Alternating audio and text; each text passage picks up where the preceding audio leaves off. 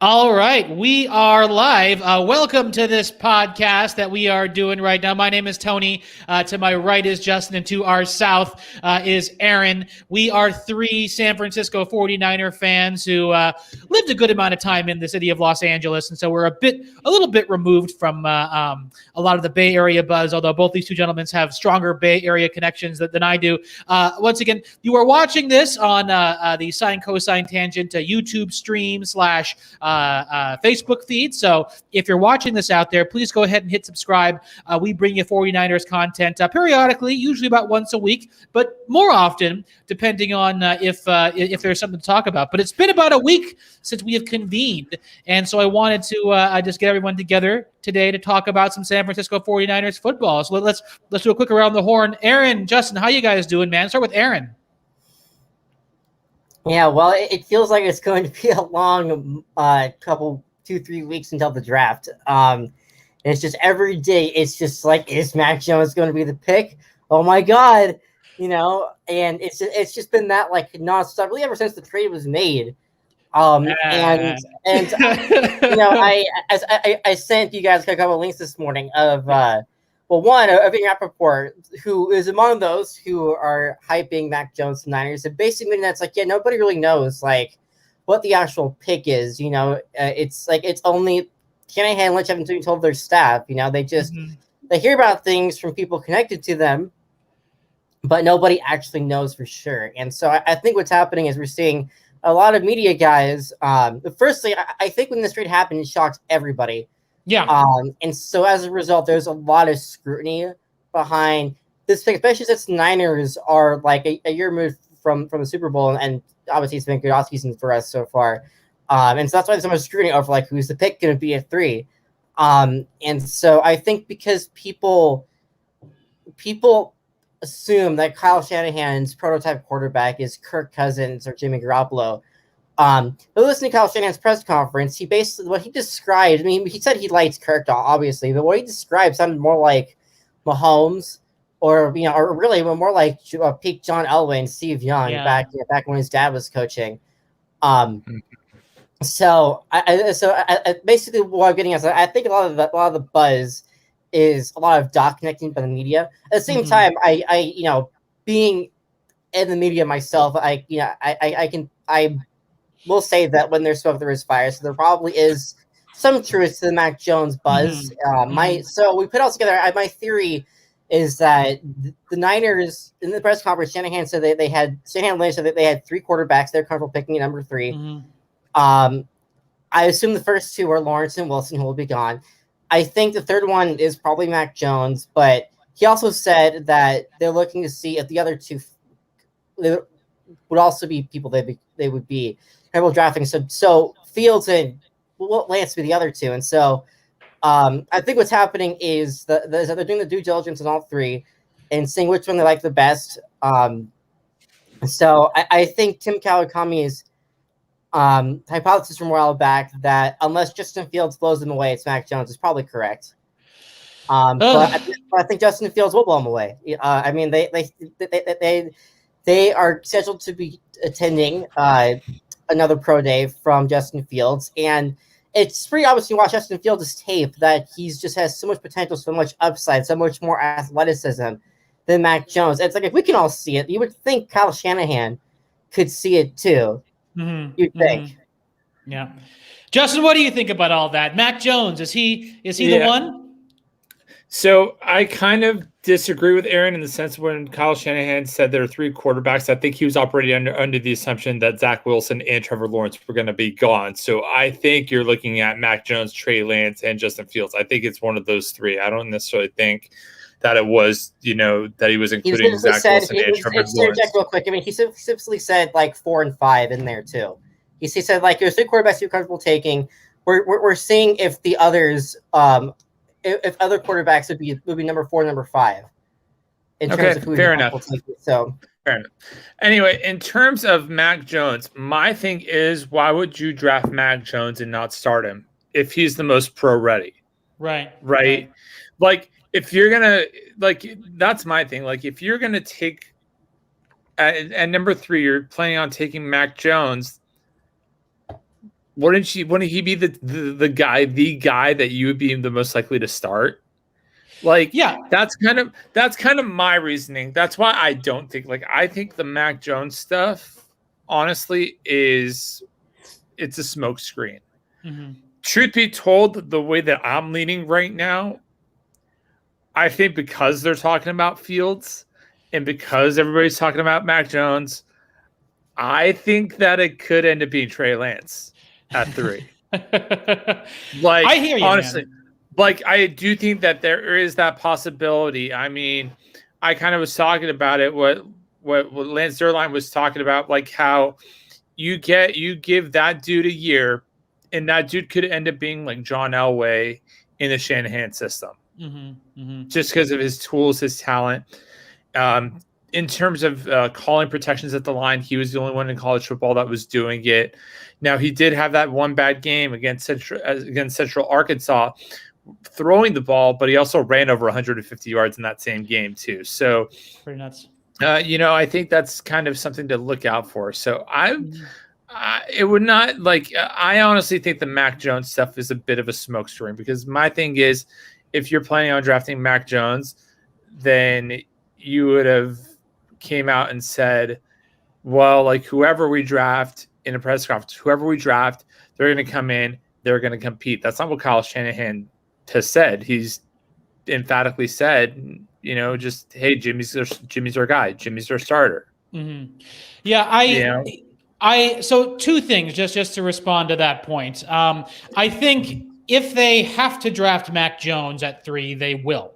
And if they do draft Mac Jones, I agree with you, Justin. I do think that he seems to be the most ready to go of the prospects, just in terms of his throwing motion, his processing ability, having played in an offense that is similar to Shanahan's offense at the highest level, surrounded by NFL level talent. But if they do draft Mac Jones, I honestly think what they're going to end up doing is they're going to trade Jimmy on draft day, if they are forced to draft Mac Jones, because at that point it's like you would want to you'd want to dump the salary too at that point, because essentially, I mean, Mac Jones is Jimmy with less experience and with 2 good knees, right? At least that's kind of how they kind of compare out to me looking at them right now. So and there has been, as you say, that smokescreen, I think too, surrounding Mac Jones, and I went back because of all the talk about Mac Jones is going to go at number 3. And I know last time we were on this pod, I talked about how I really didn't want to see that happen, just because I felt Mac Jones was a guy that we could get there probably at 12, but maybe even, at 6, certainly, maybe even at 12. So the value prospectus on a Mac Jones just wasn't that good, but I wanted to go back and check him out. So I watched the Florida-Alabama game on YouTube, and I was actually pleasantly surprised with what I saw in Mac Jones, and particularly, now I know everyone's saying he has that NFL talent around him, but the way that he throws the football, and it reminded me of something that I always heard Bill Walsh say that he wanted to see in a quarterback was, yes, he wants someone who is accurate, which Mac Jones seems accurate. He wants a quick processor, which, I mean, it seems that Mac Jones is a quick processor, although how could you not be when you're throwing balls to Jalen Waddle and to Devonta Smith and everybody, right? But he could throw down the field, and he threw a nice catchable ball. Now, one of my main criticisms of a guy like Colin Kaepernick was never had anything to do with his athleticism, which was at the highest level of all the quarterbacks in the NFL, but he would fire out these rockets that would just come out so fast that it felt to me that pretty much only Michael Crabtree could catch them. And so when I watch Mac Jones throw the ball, I see someone who throws in a pro offense and who throws a ball that the wide receivers can catch. And so, again, if he ends up being the starting quarterback, I'm going to have faith in Kyle that he knows what he's talking about. Now, here's something I wanted to ask you guys. Did either of you, this is in regards to Trey Lance, because over the last 24 hours, I've come around to Justin's POV regarding Trey Lance and how I am now hoping that we're drafting Trey Lance over Fields. But did either of you two have the opportunity to check out the Hammer and Nails 49ers podcast yesterday? I did not, no, but I have not. Okay. But what I would say in regards to Trey Lance, and Tony, you kind of brought up Mac Jones throwing a very catchable ball. Well, Trey Lance throws a catchable ball too. Yeah. Yeah. Except he has the athleticism to throw with the catchable ball. The only difference is that he did it on a smaller scale. Right. People talk about people like my thing. Well, there's the smaller scale with Trey Lance is one thing. The fact that he has 17 starts is another thing. Right. But guess what? With all due size. respect, it's a small sample size, but Cam Newton also had the same amount of starts. Now, granted, he was in the SEC, but nevertheless, Auburn, 17 starts. Yeah. Right. You know, so. Okay, so here is something that I learned. I'm sorry, Aaron. I want to underscore one thing, and then Aaron, I'm going to send it right back to you. And I apologize to cut you off. On that podcast last night, they had on a quarterback coach who worked with Trevor Lawrence, Justin Fields, and Trey Lance, and he talked about the fact that at North Dakota State University, not only was Trey Lance calling out the protections, as you mentioned, Justin, but he was actually calling the plays. So beyond the protections, it was his responsibility to actually call out, read the defense when he got to the line of scrimmage, and then call the plays as best he saw them. And for a 19-year-old to be able to do that, and also he's physically speaking, he's Hercules out there. You know what I mean? Yeah. And so those are the I think he might actually possess a really high NFL IQ. And that's the reason why, I kind of came around to him, because all things being equal, athletically, Fields is very, very close to Lance as it is in terms of upside. But Aaron, what do you think? I'm sorry to cut you off. Go ahead. Well, I was going to say, I would want our guy to be able to have a better NFL comp than Cam Newton. Not that Cam's bad, but he kind of flamed out kind of quickly. Aaron, his comp, just so you know, his comp is John Elway and Josh Allen. Those are the two names that you which would be great, and I think those are both valid comparisons. I would just say, the main reason why I'm still on Fields over Lance is really just comes down to Jimmy's health. Because in an ideal world, if Jimmy was healthy for a year and you sit the rookie, then I could see the argument for drafting Lance over Fields. But obviously what we've seen for the past few years, we can't say for sure Jimmy can stay healthy. So if Jimmy gets hurt again, still Super Bowl roster, they're still going all in the Super Bowl this year. It's like you want somebody who's ready to step in and carry the team forward. And Lance wouldn't be able to do that in year one. True. Fields I think could do that. And the thing is that Fields, I would say Fields' ceiling is not quite as high as Lance's, but it's pretty close. But he's got a higher floor.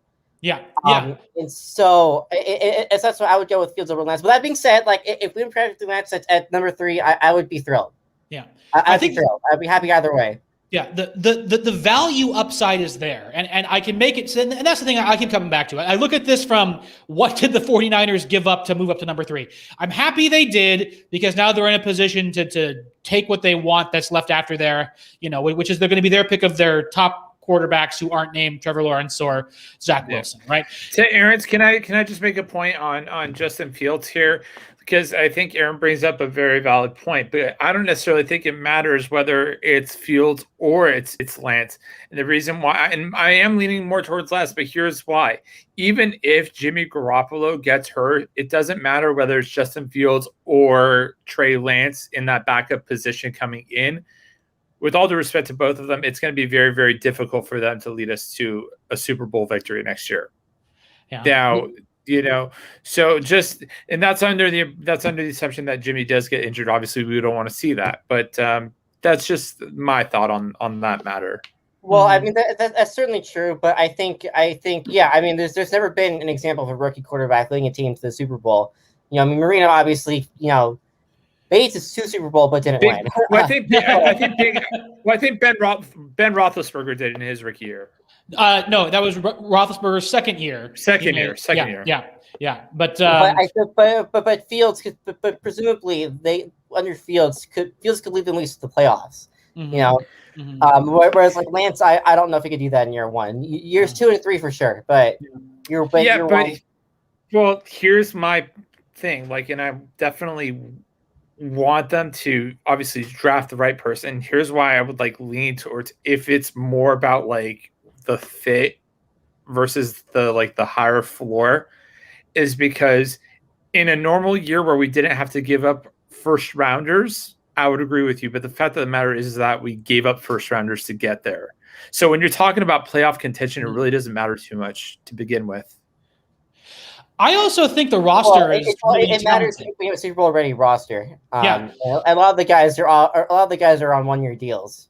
True. Which I mean, there will be a little bit of roster turnover, which also means that we should be thinking about deeper in the draft, all the places that we need to fill in those holes going forward in the future. But I honestly think, Fields could take us to the play. I think 2020 was a weird year. It kind of upset a lot of different boats, and especially the 49ers, like with the injury situation and all that. It's not outside the realm of possibility, given how good the roster is, that a rookie quarterback may be able to step in. And I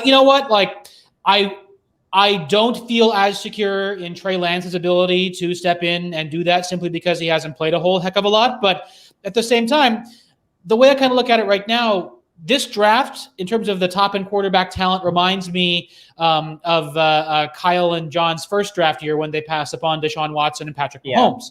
And the way I look at it right now, I think Fields projects very well to being a new Deshaun Watson. And I honestly think that Trey Lance projects out very well to be along the lines of Patrick Mahomes level talent, with his arm and with that ability, athletic enough to make things happen, but not super duper fast like Justin Fields is. And, looking at the teams that those two players went to, it seems to me too that the Chiefs from that year are more comparable to where the 49ers are now. If anything, the Niners have a better roster. And so we do have Jimmy. Justin, as you pointed out, Kyle said Jimmy's the guy. I'm happy with Jimmy starting the season with either Fields or Lance being the guy behind them. And I think Jimmy's due for actually a pretty good year. And the best case scenario for a 49ers fan is Jimmy comes and plays. We let it fire under his behind with a new rookie. He balls out. If the rookie's ready by the trade deadline, we move Jimmy. Heck, we go all the way. We trade Jimmy for more than one first-round draft pick, And so, I really have to just admire the way that the roster is built. So I would like to transition based on that, just to two things that have happened over the last couple of days. One being the re-signing of Ronnie Blair, which I am particularly excited about. Yeah. And also, we talked about quarterback and some veteran presence. We also signed Nate Sudfeld to being our fourth guy. the tallest quarterback on our roster. Well, people have said that the Sudfeld signing was a Scangrello thing because Scangrello spent a year in Philly, which is great. But to your guys' points, quarterback before, Sudfeld, he has started, or he's played in the NFL, I should say. But looking at the quarterback depth chart currently, it's Jimmy is number one. I'm assuming Rosen has to be number two, and Sudfeld is number three until the draft when we pick up the quarterback. And so it seems to me that both these signings are kind of depth experience signings. So what do you guys think? Let's go to Aaron first. Blair and Sudfeld. Okay, so Blair, I'm thrilled to see Ronnie Blair back. I didn't think he would be after they kind of released him early in the offseason, but I guess he having suitors. So, I mean, it would Ronnie Blair was balling until he tore his ACL against the Seahawks, and we all hoped he'd be back last year. It didn't happen. So hopefully he can regain his form, and not just flame out like Jerick McKinnon did last year. Yeah. So it would definitely be a feel-good story if Ronnie Blair could come back and play like he did in 2019. And then our depth at edge is then really good if you have him and both D4 coming back healthy and Samson Ebukam now, great signing. As far as Sudfeld goes, I disagree. I disagree with your QB rank depth chart because I think Sudfeld's actually ahead of Rosen.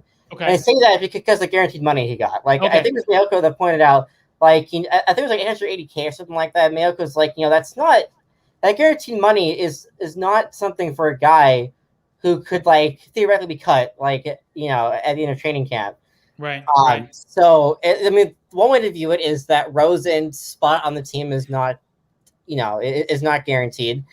The other way to look at it is that the Niners are preparing to trade Jimmy Garoppolo on draft day, I think if they are planning on doing that, then maybe that's probably with Mac Jones. I don't know. Yeah.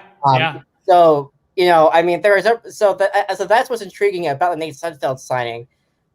But as far as like the actual signing goes, yeah, like I think he provides better depth than we had last year between him and Rosen. So and whoever the rookie would be. So I'm all for it. Yep. Justin, what do you think? Rosen and Blair and Sudfeld. Well, I think picking up Sudfeld, all but guarantees we're taking Kyle Pitts at number 3. I'm just kidding.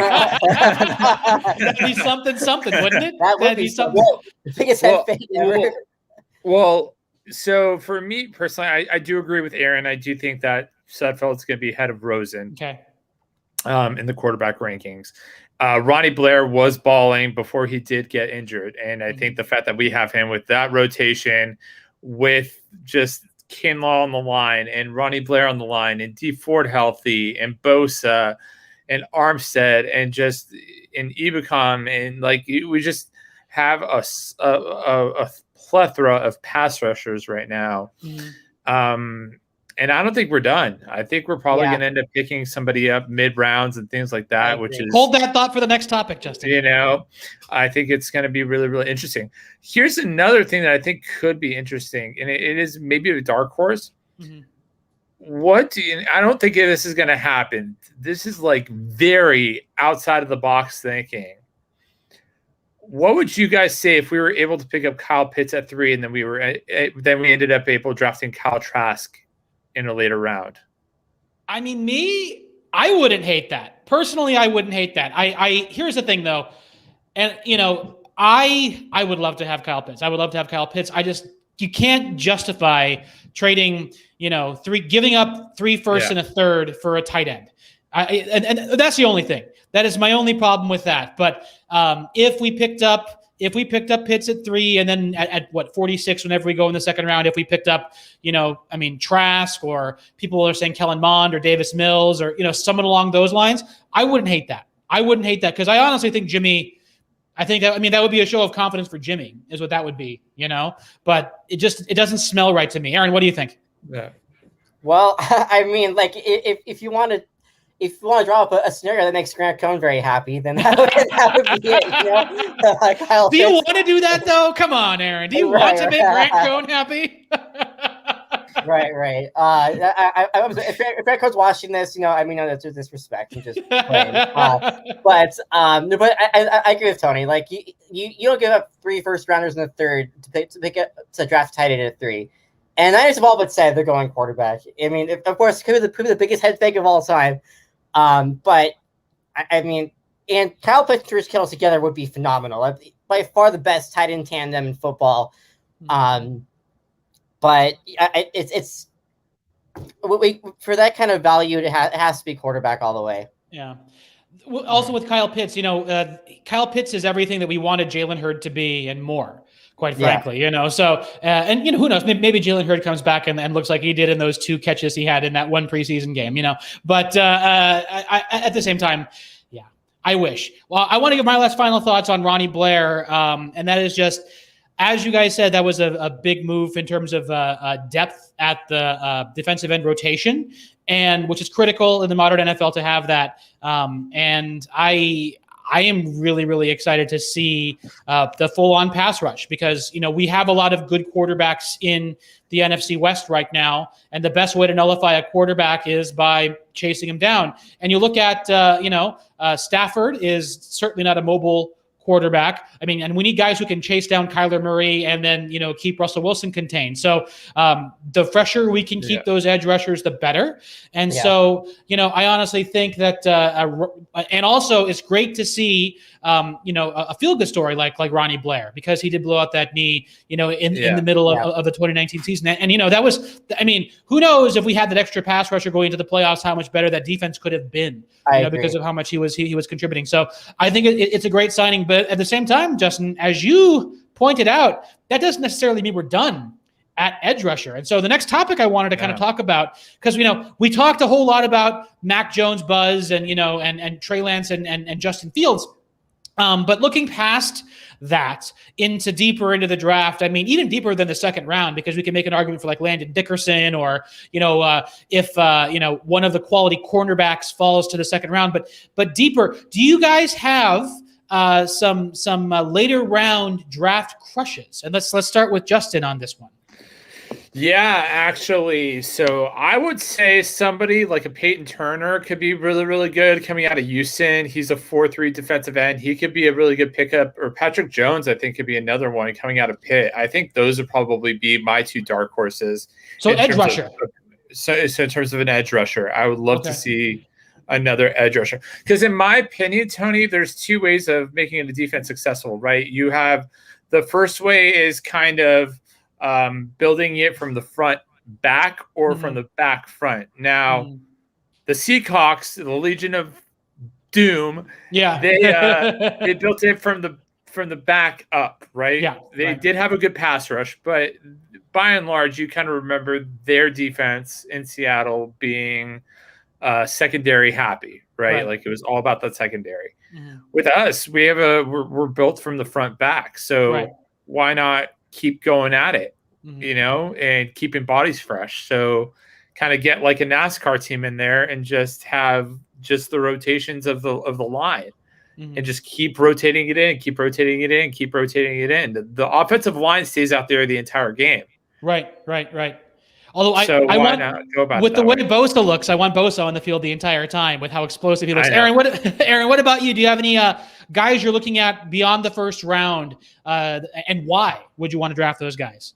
So I think in terms of edge rushers, I can't say I know a lot of the deeper end prospects, but I've always liked Azeez Ojulari. As an edge rusher, so I don't know if he'll be available in the second. He's going to go round one. He might. Sure, one of the mock drafts I was just looking at actually had the Niners trading back up to the first round and then getting Kwity Paye. Michigan, which would be awesome. So they have 9 draft picks this year, and I don't think they really have that many roster spots available. Yep. So they could easily trade up to get one of those guys. Beyond that, I don't know. I mean, I'm sure they'll probably go for corner depth, but probably a bigger corner. Because I like, as good as Verrett and Mosley are, and K1 are, they're not really big. And they're also all on 1 to 2 year contracts too. So and that too, yeah.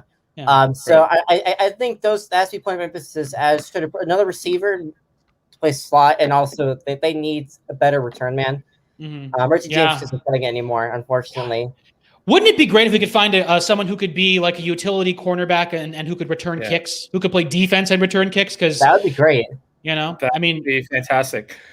Tony, to Aaron's point, he did bring up corner. I think a name to look out for might be somebody like Shaun Wade, because Shaun Wade, when he initially came out, was like when it was a couple of years ago, I think was kind of viewed as like a first round talent. He had one bad game, and it kind of knocked him a little bit. So I wouldn't be shocked if Shaun Wade is sitting there towards the second round if we didn't take a flyer on him as well.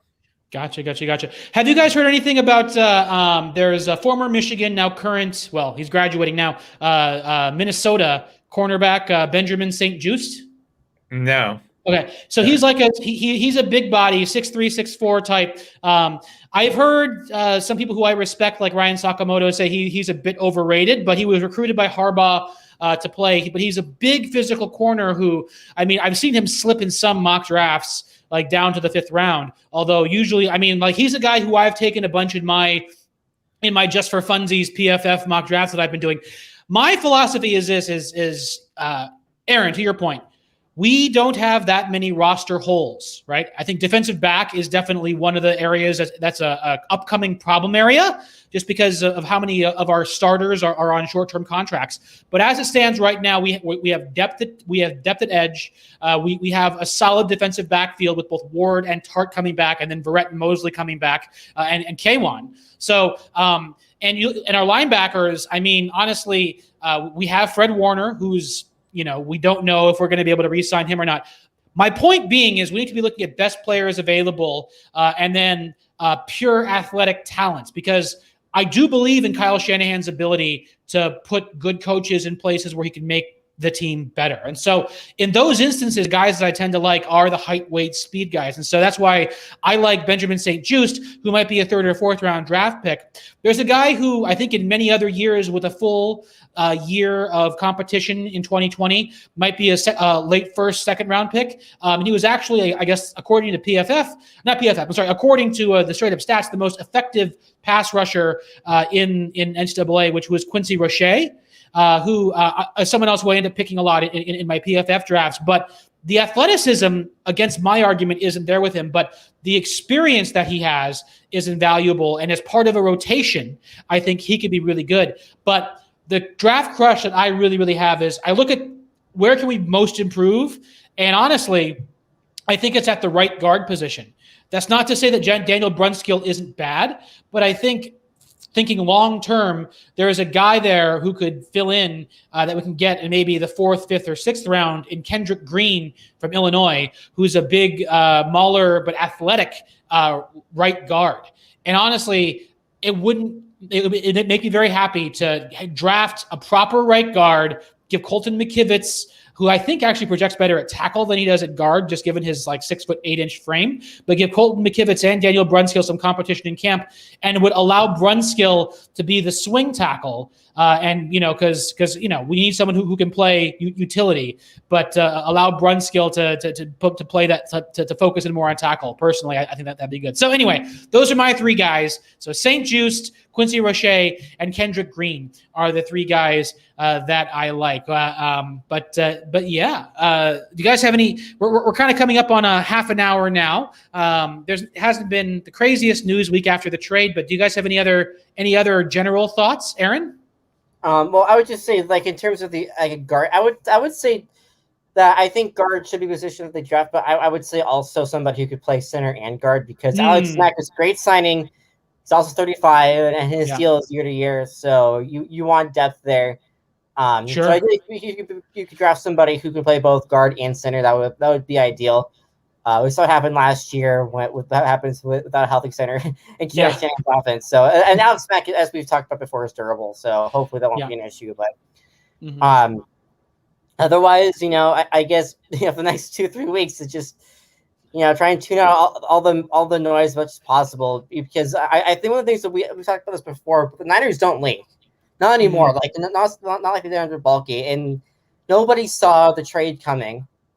Up to 3, but nobody saw Jimmy Garoppolo coming in 2017. Don't know what that is. All right.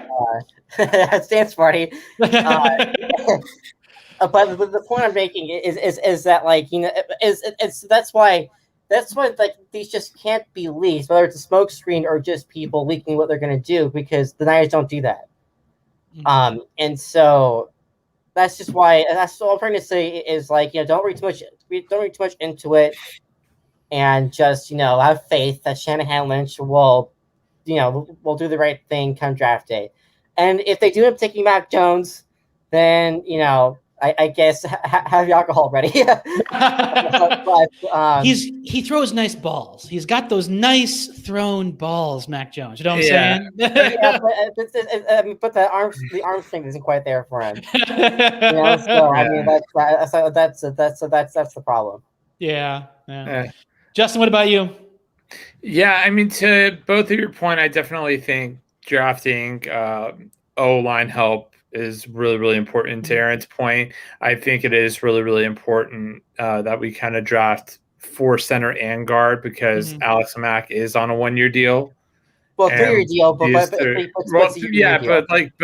a multiple year-to-year deal, and he's gonna, by the time he's done, you're gonna want somebody in there that can actually learn from him too. In terms of the Mac Jones stuff, we're going to ride it out. Aaron, we were kind of group texting this earlier. Unless you're Tom Brady or Peyton Manning, it's really hard to win in today's NFL without athleticism. Right. It really is difficult to win in today's NFL without athleticism. And, I very seldom agree with him, but Colin Cowherd did say that if the Niners drafted Mac Jones, it'd be synonymous with what happened with Matt Nagy when they ended up taking Mitchell Trubisky. Yeah, I don't see the line there either. I also think Colin Cowherd has his own personal interest at heart, considering his daughter is dating Trey Lance. So I'm not sure. I didn't know that. Yeah. So. I said that clip. I did not know that. I did not know that. I don't think Mac Jones says that as Trubisky, but it would feel that way, just given that. I mean, as we talked about, like Fields and Lance are basically Mahomes and Watson, or Watson Mahomes, whatever. So it would feel like 2017 all over again. The only reason why I would say it is that bad is because you're kind of getting more of the same. That's just all it is. It's like you're getting Mac Jones, you're getting more of the same with Mac Jones. Right. Like, in comparison to Jimmy Garoppolo, like if you're like, you might as well take Kyle Pitts at that point in my humble estimation.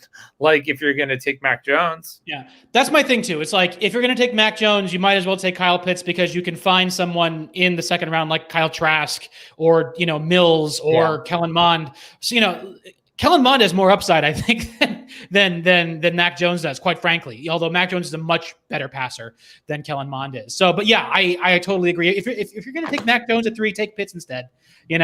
Like, I don't know. That's what I think too. All right, guys, I got to skedaddle and actually get some extra work done. It's freaking Friday, and I'm working on Pacific Coast time, but I'm living in Hawaii, so there's a couple things I've left pile up. But thank you so much for joining me on this live stream today. This is always a fun conversation. The draft is getting closer. We have to talk individually about how we're going to handle the draft. I know that there's maybe some talk of some live streams. I may have some family obligations then too. But all in all, everybody, be sure to like and subscribe to the channel below. We can get some more folks in here. Maybe one day, maybe even take some questions. We'll see how that goes as the channel grows.